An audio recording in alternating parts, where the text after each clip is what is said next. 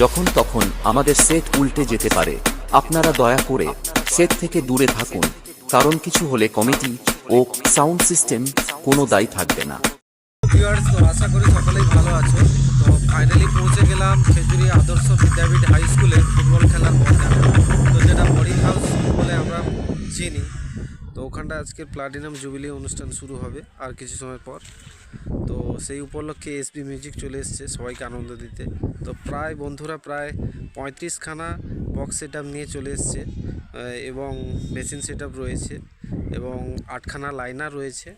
তো আজকের বর্ষপূর্তি উপলক্ষে ওখানটায় আজকের বিশাল একটা বড় মাপের অর্কেস্ট্রা হবে।